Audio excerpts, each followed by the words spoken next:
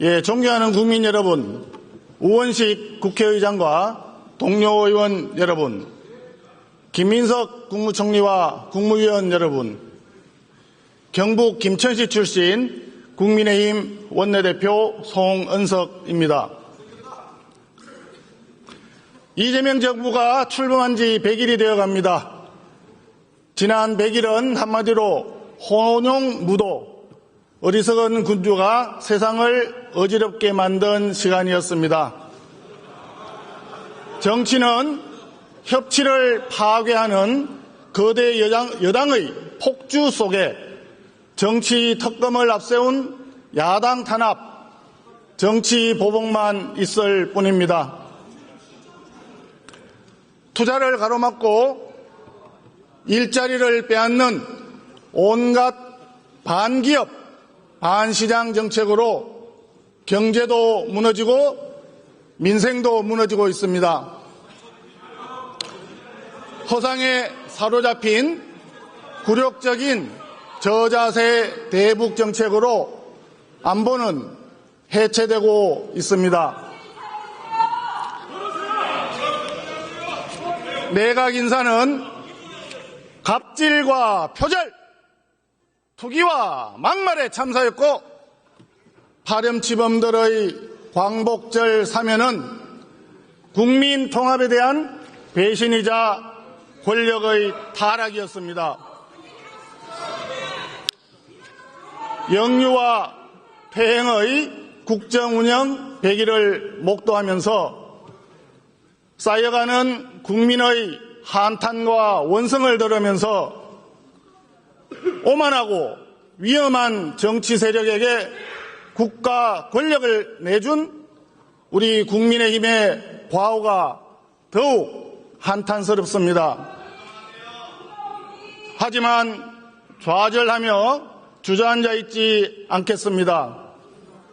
이제 야당의 위치에서 이재명 정권의 폭정을 강력하게 비판하고 바로잡으면서 민생경제부터 확실하게 지켜내겠다는 약속을 드립니다.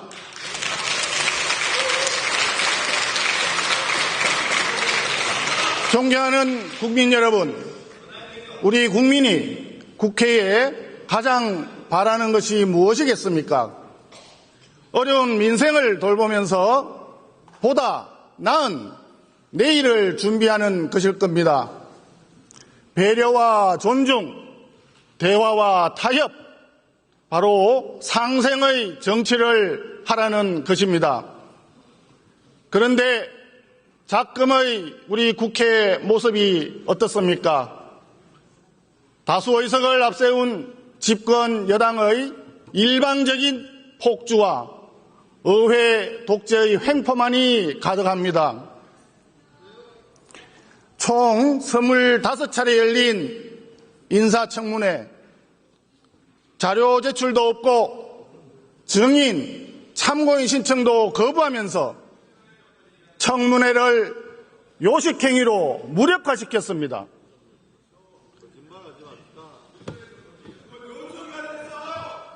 노란봉투법, 상법, 방송법과 같은 국가경제와 미래에 심대한 영향을 끼치는 쟁점 법안들도 일방적으로 강행 처리했습니다. 원내 2당이 맡아야 할 핵심 상임위원장직을 강탈해 가더니 간사 선임까지 거부하면서 야당 추천목 국가위원까지 부결시키는 횡포를 부렸습니다. 여당 대표는 걸핏하면 해산 운운하면서 야당을 겁박하고 모독하는 반지성의 언어폭력을 가하고 있습니다. 자신들의 전매 특허인 내란 정당 프레임을 씌워서 야당 파괴, 보수 괴멸에 일당 독재를 구축하려 하고 있습니다. 이것이 지난 100일의 부끄러운 자화상입니다. 진지하게 충고합니다. 권력은 손에 쥔 모래와 같습니다. 세게 쥐려고 하면 질수록 빠르게 빠져나가는 모래처럼 권력은 단맛에 취하는 순간 브레이크 없는 추락이 시작됩니다.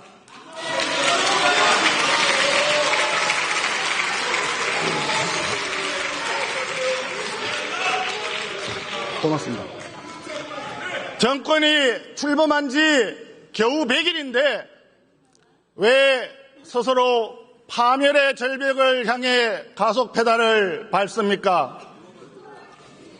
일당 독재의 폭주를 멈추십시오. 무한 정쟁을 불러오는 선동과 협박의 정치를 중단하십시오. 국민을 위한 상식과 해법의 정치로 돌아오십시오.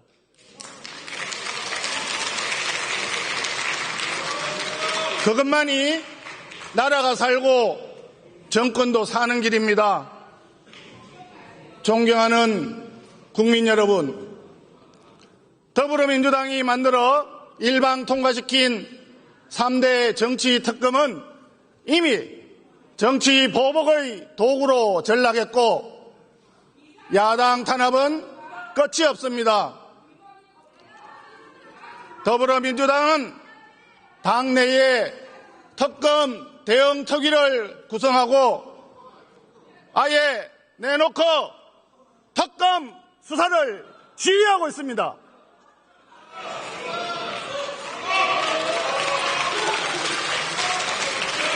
나흘 전 이재명 대통령은 관봉권 띠지 사건을 특검에 넘기라고 지시했는데 노골적인 수사 개입입니다.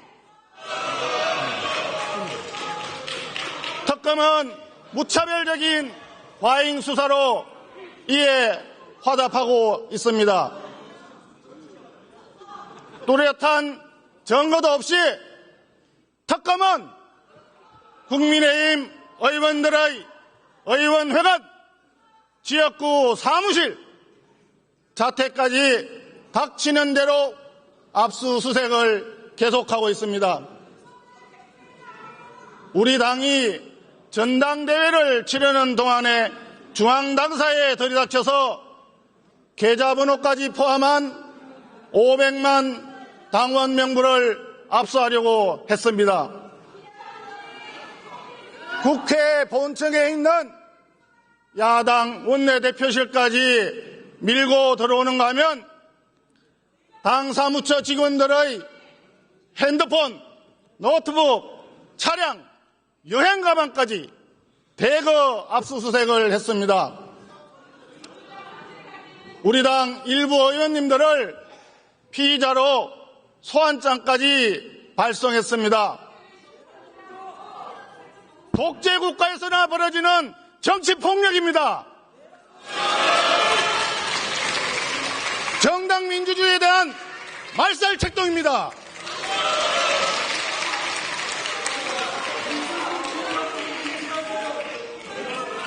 한술 더 떠서 더불어민주당은 더 센 특검법 개정안을 발의했습니다. 또한 서울시장을 비롯한 우리 당 소속 광역단체장 수사를 요구하고 있습니다. 실제로 일부 압수수색이 있기도 했습니다. 명백한 정치 보복, 정치 공작입니다. 우리 국민의힘은 일방적인 특검 확장에 동의할 수가 없습니다. 야당을 짓밟는 입법 폭주, 민주주의를 파괴하는 정치 보복에 단호하게 맞서 싸우겠습니다.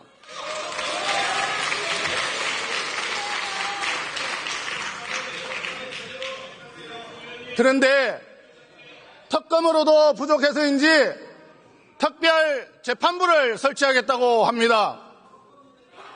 과거에 반민특위 특별재판부나 3.15 부정선거 특별재판부와는 달리 헌법적 근거도 없는 명백한 위헌입니다.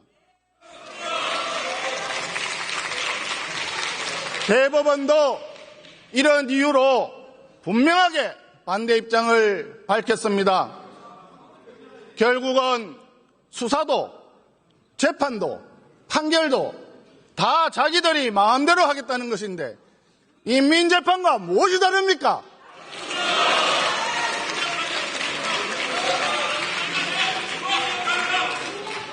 반면에 이재명 대통령의 5개 재판은 모두 중단시켰습니다. 국민을 위한 정치가 아니라 개인의 사법 리스크를 덮고 권력을 유지하기 위한 통치를 하고 있는 것입니다.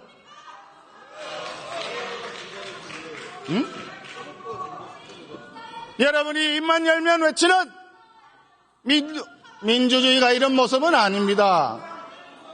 그럴 바에는 차라리 민주라고 하는 위선의 탈을 벗어 던지고 더불어민주당이 아니라 나홀로 독재당으로 당명을 바꾸십시오.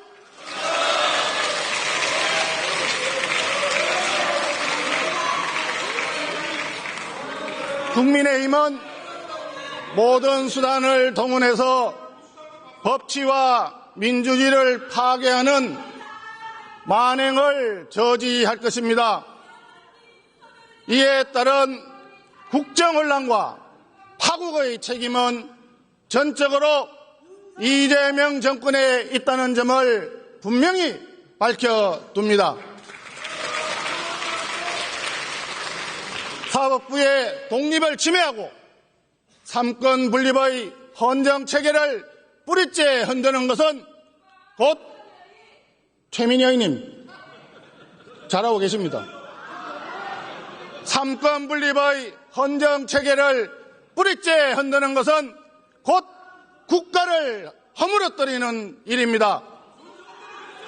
위험한 국가 해체 시도를 즉각 중단하기를 강력히 촉구합니다.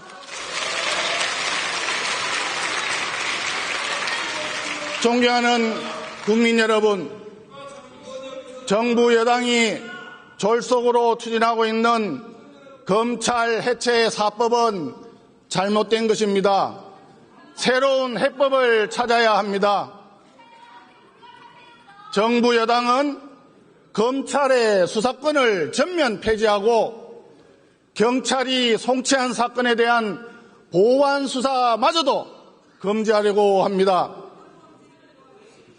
국민을 대신해서 묻겠습니다.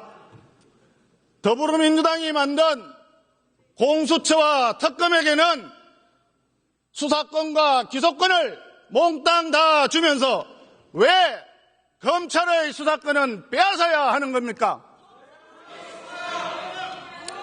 만약 검찰의 보완 수사까지 폐지하게 되면 경찰에서의 잘못된 수사는 누가 어떻게 통제하고 보완합니까? 결국 이 모든 피해는 고스란히 국민에게 돌아가게 됩니다. 검찰 해체는 단순한 행정 개편이 아니에요. 1949년 검찰청법 제정 이후 76년간 유지해온 대한민국의 형사사법체계를 근본적으로 바꾸는 중대한 사안입니다. 이런 중대한 입법을 여야 합의도 없이 사회적 수기도 없이 국민의 동의도 없이 빨리빨리 속도로 몰아치는 게 말이 됩니까?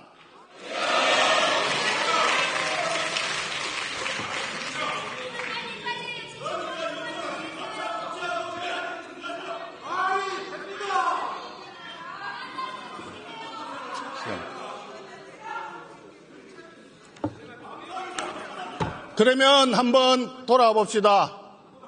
문재인 정권 말기에 검수완박법을 졸속 처리했습니다. 그 결과를 한번 보십시오. 민생범죄 수사 역량은 급격하게 떨어지고 수사와 재판 시간은 한없이 지연되었습니다. 결국 국민들만 피해를 입었습니다. 지금 중요한 것은 속도가 아니라 방향입니다. 그래서 더불어민주당에 다시 한번 제안을 합니다. 국회에 사법개혁특위를 구성하고 검찰개혁을 함께 논의합시다.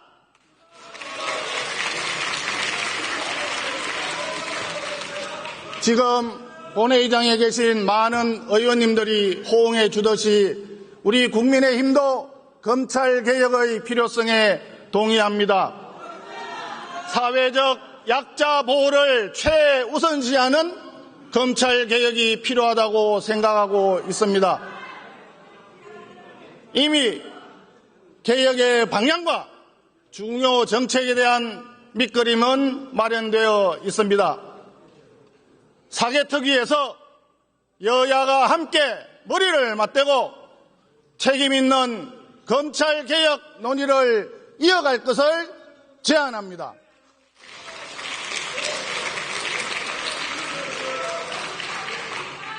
존경하는 국민 여러분, 우원식 국회의장과 동료 의원 여러분, 김민석 국무총리와 국무위원 여러분, 지난달 29일 정부에서 내년도 국가예산안을 발표했습니다. 한마디로 건전 재정의 뚝을 무너뜨린 빚더미 예산입니다.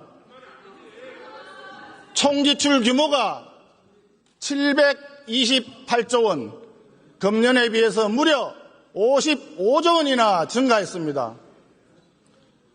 국가 채무는 1년 만에 142조 원이 급증해서 1,415조 원, GDP 대비 51.6%에 달합니다.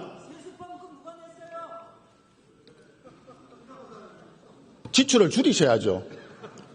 문재인 정부에서 국가 채무 비율 마지노선인 40%가 무너지면서 나라빚 1,000조 원, 일명 천조국 시대를 열었는데 이재명 정부는 임기 말 국가 채무 1,800조 원 시대를 열겠다고 합니다. 그 결과 갚아야 할 국채이자 부담이 폭증하면서 내년에만 무려 36조 4천억 원에 달합니다. 국가 재정 파탄을 불러올 수 있는 급격하고 무책임한 재정 폭주입니다. 처참하게 실패한 문재인 정권 소득 주도 성장 시즌2 부채 주도 성장입니다.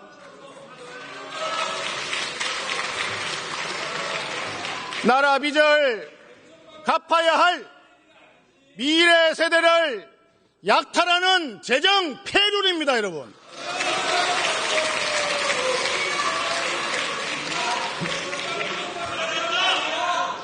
정부는 이렇게 얘기합니다.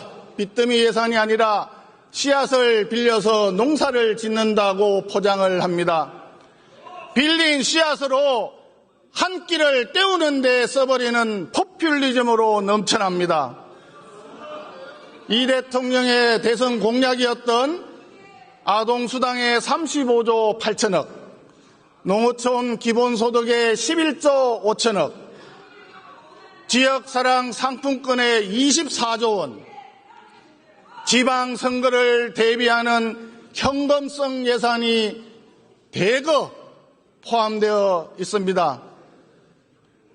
그러면서 작년 예산심의 때 더불어민주당이 전액 삭감했던 대통령실과 경찰, 검찰, 감사원의 특활비도 슬그머니 모두 복원했습니다. 지금 자신들이 출범시킨 3대 특검 특활비 내역은 아예 공개도 못하겠다고 하고 있습니다.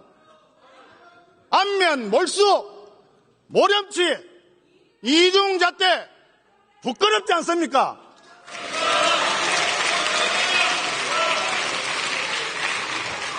설상가상으로 며칠 전 정부는 국가 채무 비율이 40년 후에는 GDP 대비 156%까지 폭등할 것이라는 전망을 내놓았습니다.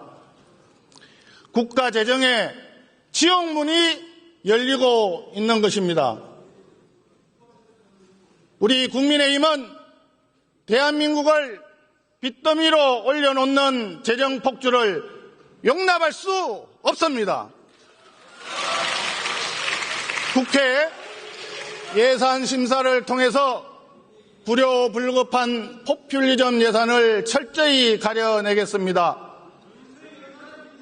무분별한 돈 풀기와 재정 파탄을 막아내기 위해서 재정건전화법 제정이 반드시 필요합니다.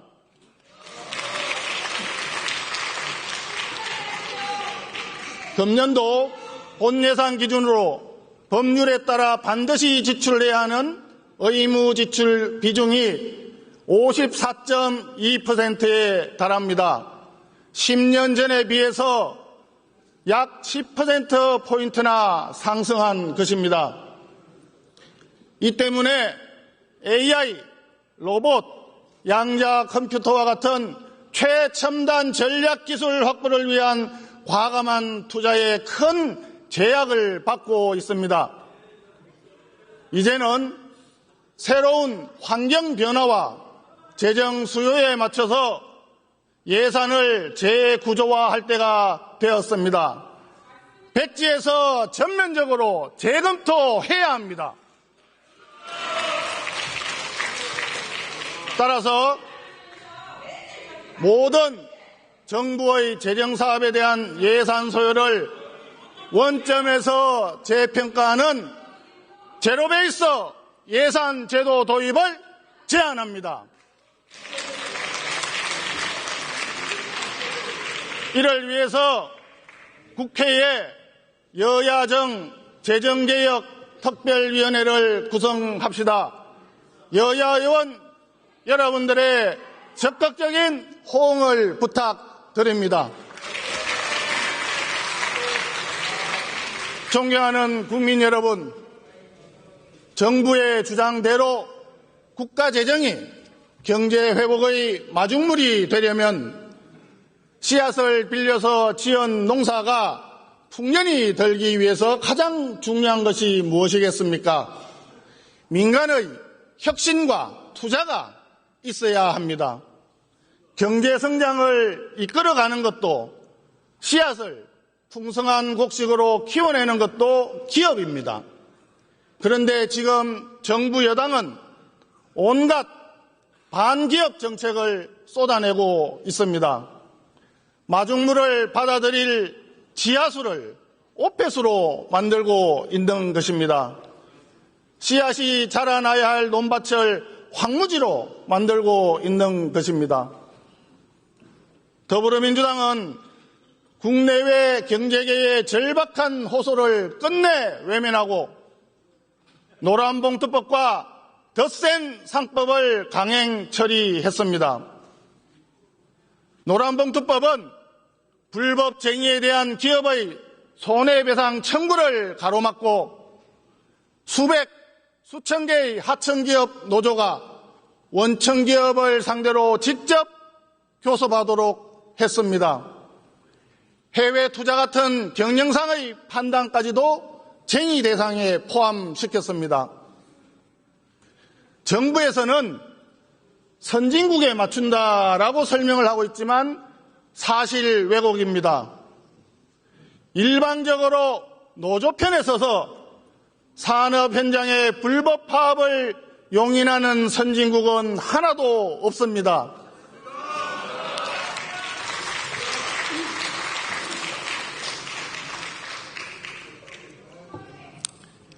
법을 시행하기도 전에 벌써부터 폐해가 나타나고 있습니다.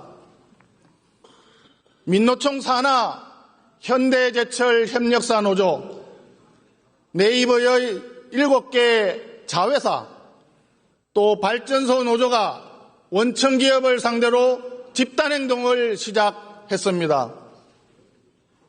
HD 현대중공업과 HD 현대미포노조는 미국 조선시장 진출에 반발해 파업을 시작했습니다. 정부가 자랑하던 마스가 프로젝트가 시작도 하기 전에 노란봉투법에 발목이 잡힌 것입니다. 법이 본격 시행되면 거짓말인지 아닌지 산업 현장의 대혼란이 불을 보듯 뻔합니다. 더 센 상법은 감사위원 분리 선출과 집중 투표제를 강제하여 기업 경영권을 상시적으로 위협하는 경영 마비법입니다. 국내 투자자를 보호하는 것이 아니라 외국 투기 자본의 탐욕만 채워주게 될 것입니다. 여기에 정부 여당은 자사주 소각을 강제하는 3차 상법 개정안까지 추진하겠다고 합니다.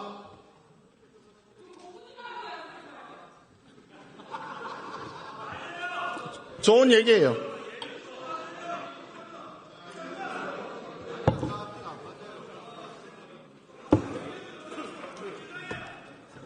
여기 300명의 국회의원들이 각자 다 열심히 공부를 하고 와서 본회의장에 앉아 있는 줄 압니다. 가뜩이나 기업 방어 장치가 없는 우리 기업은 외국계 자본, 적대적 M&A에 무방비로 노출될 우려가 있습니다. 노란봉투법, 더 센 상법은 결국 한국에서 사업을 하지 말라는 기업 단두대법입니다. 투자를 죽이고 청년들의 일자리를 빼앗고 기업을 외국으로 내쫓는 자해적 경제정책입니다. 저는 이재명 대통령이 성공한 대통령이 되기 바랍니다. 이재명 대통령은 기업이 잘 되어야 나라가 잘 된다고 수없이 외쳐왔지만 국민의힘에서 기업을 위해 노력하는 것에 반의 반이라도 더불어민주당이 호응해주면 고맙겠습니다. 더불어민주당의 경제정책과 기업정책은 사실 국민을 기만하는 사탕 발림에 불과합니다. 우리 국민의힘에서는 기업과 국민의 피해를 최소화할 수 있도록 후속 보안 입법에 착수하겠습니다. 그 방향은 책임과 자율, 노와 사의 균형입니다. 노란봉투법은 사용자의 범위, 쟁의의 개념과 범위를 더욱 명확하게 해야 합니다. 다른 선진국처럼 노조의 파업에서 주요 사업장 점거를 금지하고 파업 기간 중 대체 근로를 허용하여 기업의 방어권을 강화해야 합니다. 이런 내용을 담은 공정노사법을 이미 발의했습니다.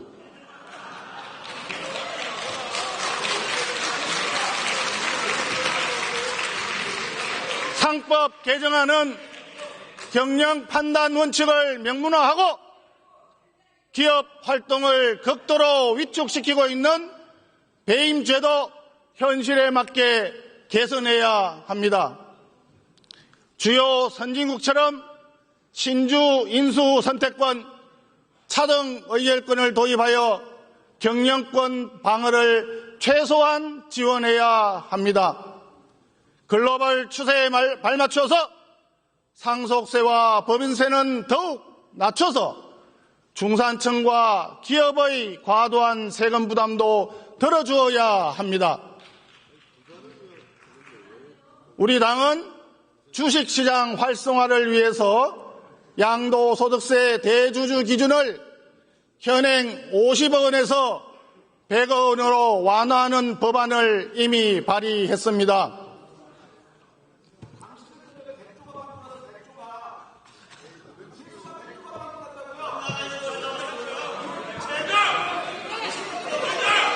본회의장에서 당신이라는 표현은 존경의 표현으로 이해합니다. 국정에 무한 책임이 있는 더불어민주당이 국가 경제를 조금이라도 생각한다면 후속 보완 조치 마련에 적극 호응해 주시기 바랍니다. 존경하는 국민 여러분, 지난달 더불어민주당은 방송 3법 개정안, 즉 방송 연구장악법을 강행 처리했습니다. 이제 공영방송은 물론이고 민영방송인 YTN, 연합뉴스 TV까지도 더불어민주당과 민노총 언론노조의 소나기에 들어갔습니다. 공영방송을 어용방송으로 만드는 것은 정상적인 민주국가에서는 상상도 할 수 없습니다. 거짓 뉴스는 김어준 TV가 대표적인 사례이지요. 징벌적 손해배상 법안까지 도입한다고 합니다. 아예 언론의 비판 보도를 원천 봉쇄하겠다는 심보입니다. 민주주의를 지켜야 되는 소금이 되어야 할 언론을 정권의 사탕으로 만들어버리는 것입니다.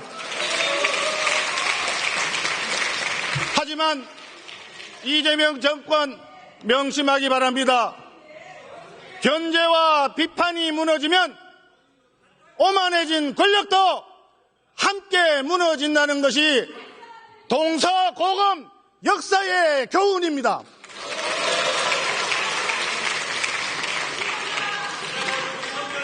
여러분들이 참으로 좋아하는 1980년대 땡전 뉴스는 50 정권 수호의 천병이었지만 독재 정권 붕괴의 시발점이 되었다는 사실을 꼭 기억하십시오. 공영방송의 주인은 정권이나 정파가 아니라 국민입니다. 이번에 개정된 방송장악 3법은 폐지되어야 합니다. 대신에 여야 공영방송 법제화 특위를 구성합시다. 원점에서 방송개혁 논의를 다시 시작할 것을 제안합니다.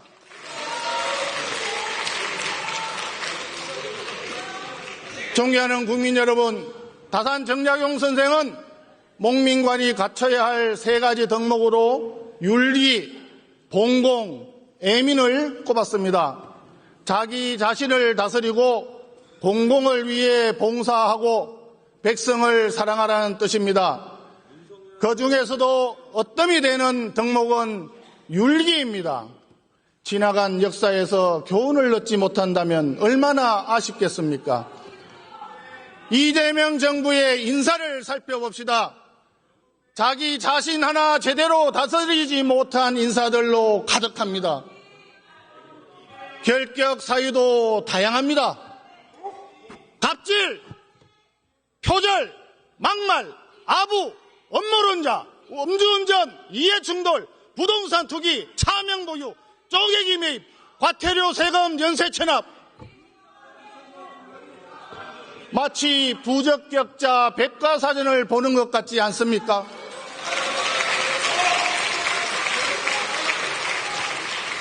이제 최악의 인사 참사인 최교진 후보자 임명까지 강행한다면 대통령, 국무총리, 그리고 장관들까지 도합 전과 22범의 범죄자 주권정부가 완성됩니다.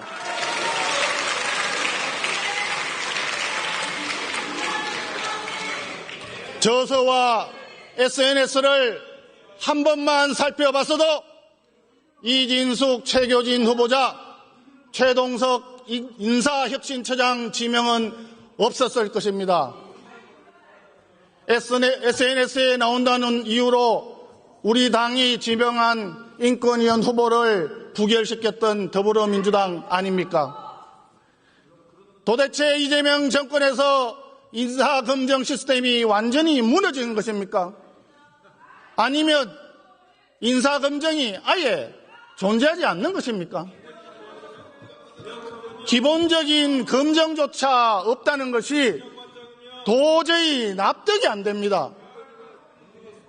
그러다 보니까 성남라인 3인방이 밀실에서 인사를 전횡한다는 소문이 끊이질 않습니다.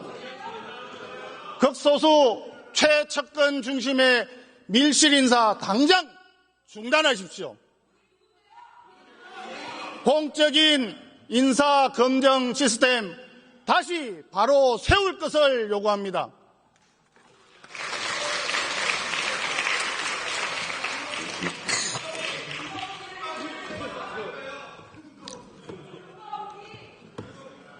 공공기관장 강제 교체 시도도 당장 중단하십시오. 문재인 정부에서 임기 6개월 놔두고 무려 59명의 기관장을 알박기로 새로 임명했습니다. 윤석열 정부 출범 이후 지금까지도 대부분이 임기를 함께하고 있습니다. 제발 양심과 상식에 맞는 정치를 하십시오. 이 위선과 탐욕에 국민은 기가 찰 노릇입니다.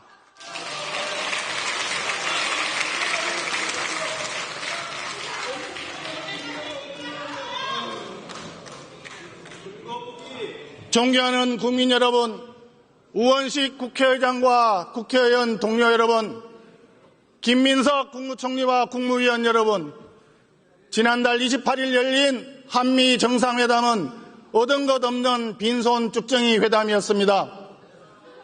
이번 정상회담 결과 한국은 5천억 달러 규모의 대미 투자를 약속했습니다. 5천억 달러는 우리나라 GDP 대비 26.7%에 달하는 막대한 규모입니다. 일본의 대미 투자 5,500억 달러는 GDP 대비해서 13%, EU의 1조 3,500억 달러는 GDP 대비해서 6.9% 수준입니다. 여기에 비교해도 매우 과도하고 불평등한 부담입니다. 그런데 이처럼 엄청난 선물 보따리를 줬는데 무엇을 받아왔습니까? 자동차 관세 도대체 언제 15%로 낮아지는 겁니까? 쌀과 소고기를 비롯한 농산물 개방 정말 막았습니까?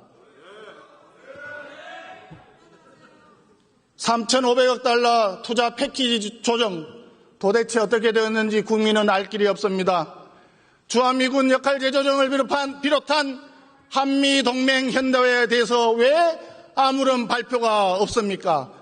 국민은 참으로 답답합니다.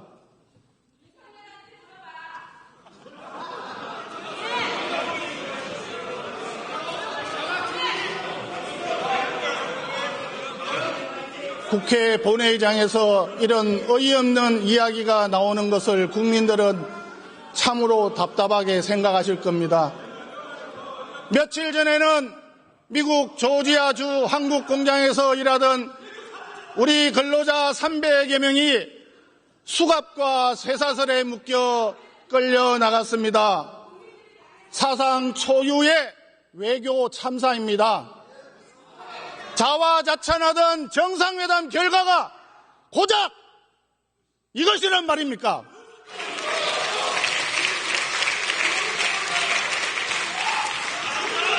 지금 낯뜨거운 명비어천가 부를 때가 아닙니다. 대한민국의 국익을 지킬 수 있도록 정상회담 후속 협상에 만전을 기해주기 바랍니다. 국민과 함께 향후 후속 협상을 면밀히 주시하겠습니다.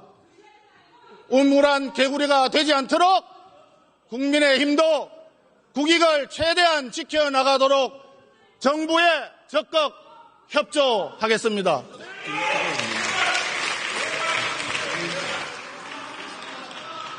국가안보는 냉엄한 현실에서 출발해야 합니다.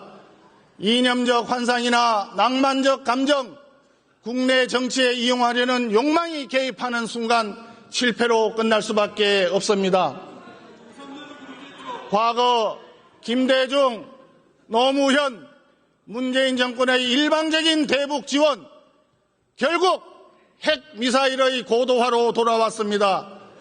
평화라는 공허한 구호, 무력 도발로 되돌아왔습니다. 문재인 대통령은 김정은의 한마디를 듣고 북한의 비핵화 의지가 확고하다면서 국제사회에서 대변인 노릇까지 자처했습니다. 그런데 어떤 결과를 가져왔습니까? 남북 공동연락사무소 폭파, 미사일 도발, 대화 단절로 끝났습니다. 그런데 무참하게 실패했던 그 길을 이재명 정권이 다시 가려 하고 있습니다. 심각한 것은 우리 스스로 무장 해제부터 하면서 일방적인 짝사랑을 펼치고 있다는 것입니다. 대북 전단 금지, 대북 확성기 방동 중단, 거기에 시설 철거, 한미 연합훈련 축소, 국제인권보고서 비공개, 여기에 더해서 국정원에서 50년간 끊기지 않고 운영해온 대북 방송 송출을 몽땅 중단했습니다. 대북 협상 카드로 써야 될 이런 조치들을 모두 포기하고 북한 정권의 비위를 맞추고 있지만 돌아온 것은 허망한 개꿈, 더러운 족속, 이런 조롱과 멸시뿐입니다. 그런데도 이재명 대통령은 9.19 군사합의 복원까지 선언하면서 우리 스스로 안보를 해체하겠다고 합니다. 최근 이재명 대통령이 밝힌 3단계 비핵화론이 만약 북한의 핵무기 보유 인정을 전제로 한 구상이라면 한반도 안보에 지각 변동을 가져올 매우 위험한 발상입니다. 이재명 정권에 촉구합니다. 같은 일을 반복하면서 다른 일을 기대하는 것은 미친 짓이다. 아인슈타인의 말을 들려드립니다. 문재인 정권의 과오를 반복하지 마십시오. 국격도 자존도 내팽겨친 굴욕적인 저자세를 버리십시오. 정권 취적을 위한 평화쇼의 허상에서 깨어나십시오.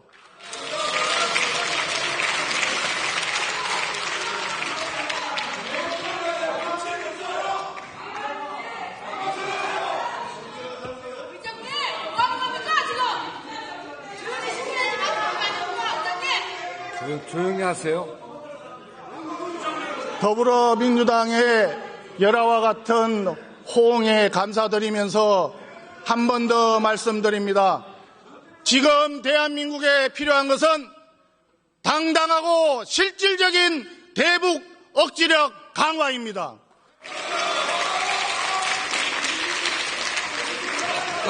그 첫걸음으로 한미연합훈련 강화를 제안합니다. 또한 북핵의 실효적인 대응 능력을 갖추기 위해서 한미 원자력 협정 개정도 적극 추진할 것을 정부에 제안합니다. 존경하는 국민 여러분, 우원식 국회의장과 동료 의원 여러분, 김민석 국무총리와 국무위원 여러분, 올해는 광복 80주년이 되는 뜻깊은 해입니다. 한일 국교 정상화 60주년이 되는 해이기도 합니다.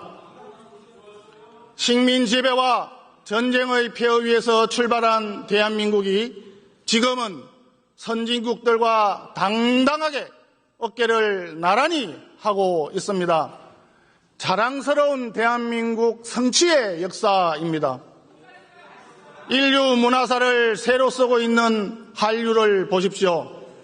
최근 K-팝 데몬 헌터스의 흥행에서 보듯이 K-팝, K-드라마, K-무비, K-푸드가 지구촌 곳곳으로 퍼져나가면서 세계인에게 큰 기쁨과 신선한 영감을 주고 있습니다.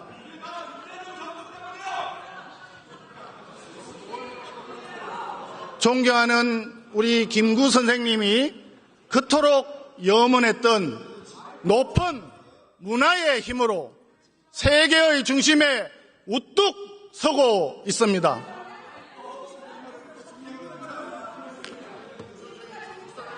그런데 지금 이 자리에서 목도하듯이 대한민국 정치 모습 어떻습니까? 제가 고등학교 1학년 때 담임 선생님께 처음 받았던 선물이 백범 김구 전기였습니다. 지금 국회 교섭단체 대표 연설에 올라와 있는 저로서도 국가 발전의 가장 큰 걸림돌이 정치라고 하는 혹평에 가슴이 답답합니다. 절대 다수당을 점하고 있는 더불어민주당 의원님들, 대한민국 현재 정치 모습 부끄럽지 않습니까? 지금 우리 정치도 이제는 선진화의 길로 방향을 틀어야 합니다. 국민을 편안하고 잘 살게 만드는 정치의 본령을 찾아갑시다. 비상계엄과 내란은 동일한 것이 아닙니다. 이 시간에 우리가 고민해야 될 대한민국 정치의 모습은 자기 수양과 사회적 책임을 다했던 선비정신을 다시 되찾아야 하는 것입니다.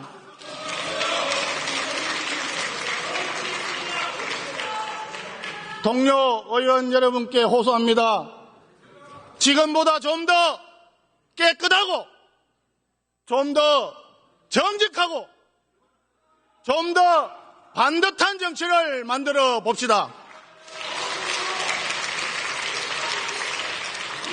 그렇게 하기 위해서 존경하는 이재명 대통령과 더불어민주당에 촉구합니다.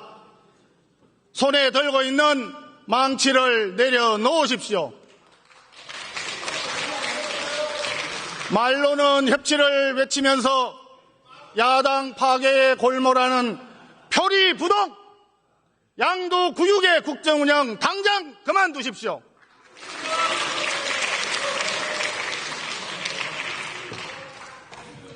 여러분에게 위임한 국가 권력은 특정 정파나 정권이 아니라 국민을 위해 쓰라고 주어진 것입니다. 시급한 국가적 당면 과제 해결에 주체하지 못할 그 막강한 힘을 사용하십시오. 한번 돌아보십시다. 금년도에 0.9%로 예상되는 성장률 어떻게 회복할 것입니까? 세계에서 가장 빠르게 진행되고 있는 저출산 고령화 어떻게 극복할 것입니까? 청년층과 미래 세대를 위협하는 연금 구조개혁 어떻게 할 것입니까? 시시각각 지역의 생존을 위협하고 있는 지방 소멸에 대한 대책을 어떻게 세울 것입니까? 양극화 문제는 또 어떻게 해소할 것입니까? 국가 사회를 지탱하는 허리인 중산층은 또 어떻게 육성할 것입니까?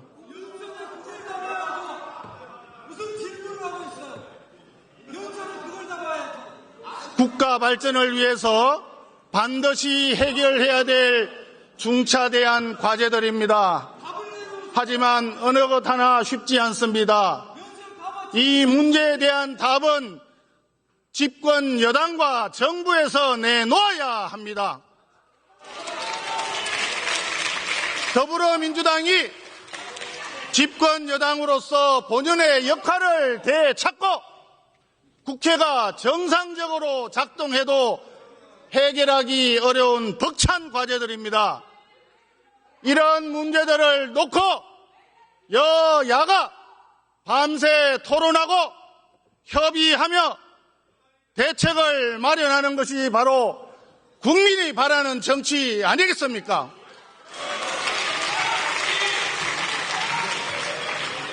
다행히도 이틀 전에 대통령과 여야 대표가 만나서 여야 민생협의체 구성에 합의를 했습니다.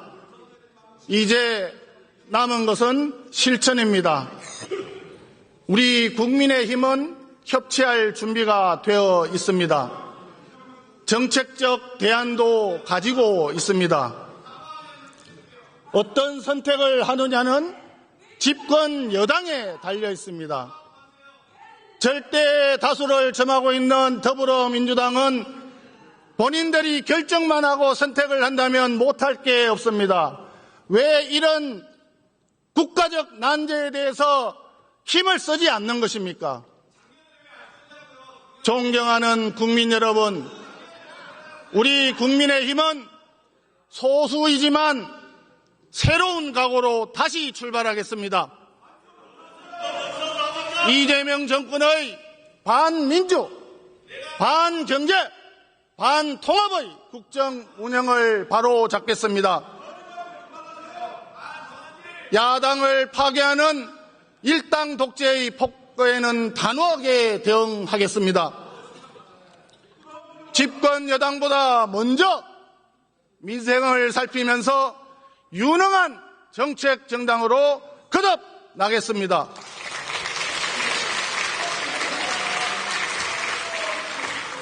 더욱 성찰하고 정진하면서 국민 여러분의 기대에 부응해 가겠습니다. 항상 지켜봐 주시고 격려해 주시고 지도해 주시기 바랍니다. 경청해 주셔서 감사합니다.